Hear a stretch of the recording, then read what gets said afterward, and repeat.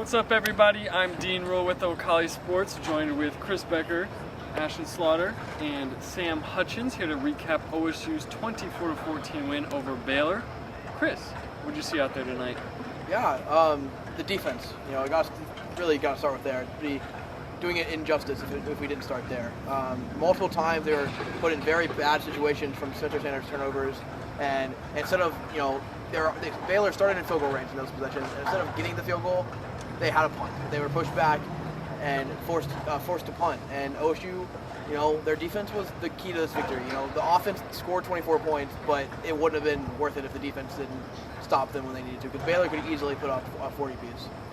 Sam, you know, another big game from Jalen Warren, breaks 100 yards for the third consecutive game, but you also got to see Spencer Sanders put up 76 yards, and Dominic Richardson even showed up with 33. Can you kind of talk about the run game tonight? Yeah, Oklahoma State had 55 rushing attempts, more than double the passing attempts, 23. I wrote in my story that's coming out that I feel like Oklahoma State more resembled Army than the team that tried out here 10 years ago, the 2011 team that was honored. But don't fix what ain't broke. That's kind of been the approach with the run game thus far for Oklahoma State this season. The Cowboys have been great on the ground all year, and that was certainly the case tonight. Jalen Warren getting another heavy 36 carries on the night, and yeah, going over 100 yards. The Cowboys clinched the game late on a 4th-and-1 run, and I think that was all too fitting. Coach Gundy mentioned that, you know, maybe you even get a little hesitant to pass the ball with Spencer Sanders, who had 3 interceptions, a season high. So I understand the want to lean towards the run, and it paid off for Oklahoma State. Ashton, like you said, 3 interceptions for Spencer Sanders, a season high. When they did throw the ball, it seemed, you know, 50-50 shot. He missed on some marks. He did make some big throws. Can you kind of talk about some of the bigger throws he had and the connection he had with Tay? Yeah, I mean, the Tay run throw was huge. That might have been his best total entire year. Maybe the Rashad Owens one too. Rashad Owens getting his first touchdown of the season, like we saw. But some of the lowlights for the game, even on a great throw, on the flea flicker play, Spencer Sanders underthrows him.